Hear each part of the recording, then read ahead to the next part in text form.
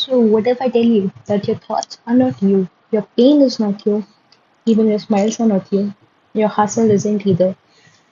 You can scroll through 1,000 reels, attend every productivity seminar, and still feel, what do you say, incomplete. What if the answer you seek is in not doing, not thinking, and not becoming? So, welcome to Sales Matrix, where we explore India's deepest wisdom for modern seekers. Today, we're diving into chapter 5 of the Ashtavakra Gita, and trust me, this one hits different. This chapter isn't about religion, it's about liberation.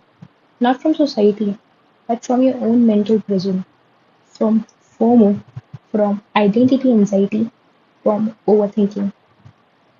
What Ashtavakra says in this chapter is that to let go and watch the illusion collapse. So, without any further ado, let's dive into it. So, chapter 5 Pachmodhyaya Ashtavakra उवाच न ते सङ्गोष्ठीहीनापि किं शुद्धस्य त्यक्तुमिच्छासि सङ्घात् विलयं कुर्वन्नन्येवमेव लयं Vraj. Ashtavakra says, you're not bound by anything. What does a pure person like you need to renounce? Putting the complex organism to rest, you can go to your rest. The complex organism here can be said to, or it can be attributed to our brain or our mind, probably. And he's saying that you're not bound by anything. So, whatever I'm thinking I'm bound by, I'm not actually bound by it. And I'm a pure person, and I don't have anything to renounce. Okay? Putting the complex organism to rest, you can go to your rest. उदेति भक्तो विश्वं वारिधेभिः बुद्बुदा इति ज्ञातुवैकमात्मानम् एवमेव लयं Vraj. All this arises out of you, like a bubble out of sea. Knowing yourself like this to be but one, you can go to your rest. So all of these, like the things I'm bound by, are just like waves or ripples on the sea, whereas I am the whole sea, and these are just bits of me. Okay, just like a bubble out of the sea, this arises. So just like a bubble arises, then it pops, and then it all like eventually merges with the sea's water. So all of these thoughts which arise from me, just like bubbles out of the sea. Knowing yourself like this to be but one, you can go to your rest. This would actually soothe my nerves or calm me down. Anyways, प्रत्यक्षं प्रत्यक्षमप्यवस्तुत्वाद् विश्वं नास्त्यमले त्वयि रज्जुसर्प इव व्यक्तम् एवमेव लयं Vraj. In spite of being in front of your eyes, all this being insubstantial, does not exist in you, spotless as you are. This is an appearance like the snake in a rope, so you can go to your rest. So he's trying to associate this with a metaphor like which he has used in the previous chapter, the rope which we mistaken it as a snake, whereas it's just an illusion. So in spite of it all being in front of our eyes, and it is also minuscule or so insubstantial, not so great, does not exist in you, and spotless as you are. So all of this is not attributed to me, it's not associated with me. I am spotless. It is just a mere illusion, and by this illusion that I think that these things are attached to me, or these things become a part of my identity. Even my identity is not me. What he wants to say is that because he is told us or he has referred to us as pure consciousness, awareness, formless and a spotless being. Anyways, let's move forward. सम दुख सुख पूर्ण आशा नैराश्यो सम सम जीवित मृत्यु सन्नेव सन्नेव मेव लयम Vraj. Equal in pain and pleasure, equal in hope and in disappointment, equal in life and death, and complete as you are. You can go to your rest.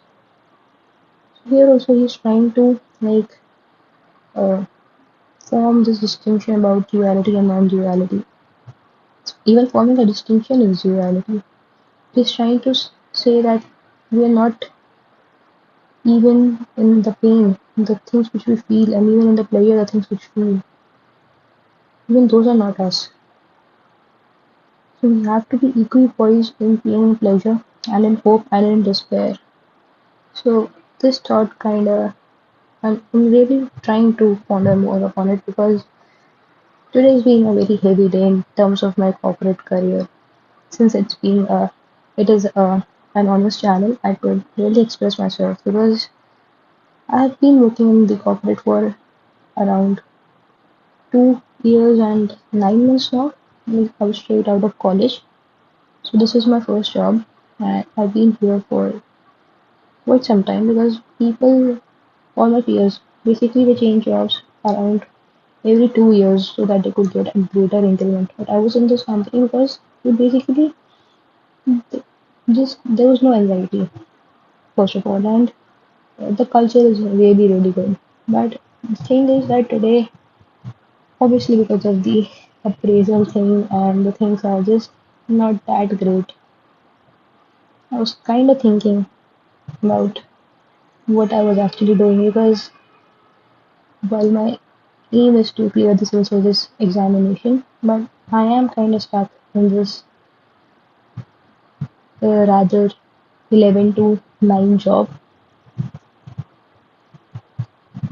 and uh, I know I did my best and whatever I could do for the prelims examination, but somehow there's a void within. There are second thoughts about should I have, like, if I would have left this job and prepared full time, would it have been a like, different result, or would it have been same? But the thing is, what I know about me is that I would have not been able to function as a full time aspirant because you know I need some kind of thing to, like, something to fall back upon, and this was my plan B, and right now I feel like my plan B is becoming my whole life. Anyways,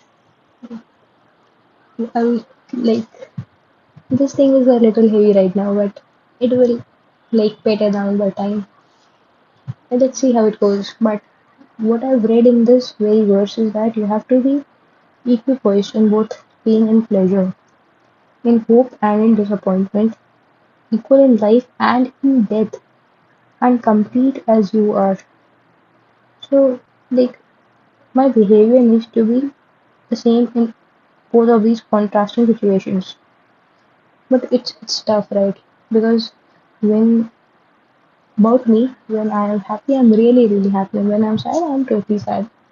I need to have this balance, and this also is one of the major aspects of actually being in this public light because you would be judged by your behavior and nobody's going to see your emotions or how are you feeling at that point of time. It's your behavior which matters and it's your behavior which will actually reflect upon others as to what kind of person you are because that's the first impression which you make upon others.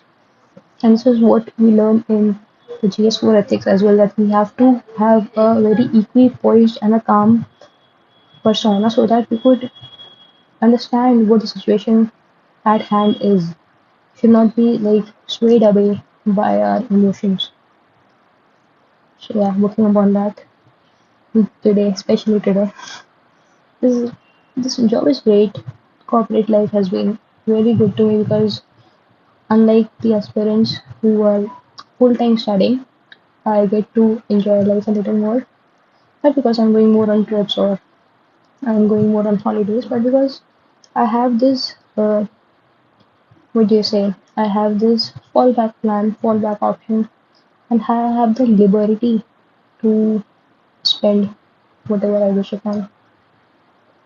That basically is very like liberating in a sense, but it is also bounding me to an extent that I somehow have second thoughts that I should have prepared for the time, but I don't think so.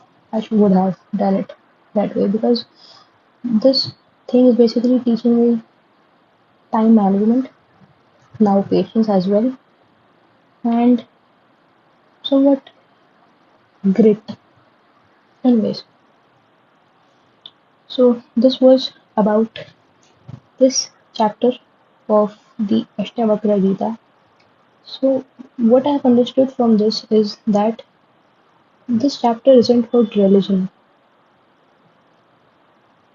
and chapter 5th of the Ashtavakra it basically invites us to stop struggling and to just let go or renounce because, in truth, we're already detached. The world arises within us like bubbles in the sea, appearing, dissolving, causing some ripples. Some waves are so high that it sway you away, but the other time you could actually surf in those waves. We're not what we feel, fear, or chase. We're the awareness behind it all. Silent, unchanging, and already free. So the key is that don't fight the waves because that you're not somebody who's come from Titan. So don't fight the waves because you are the ocean. You have that power within yourself. Till then, see you guys another time with chapter 6. Thank you for watching.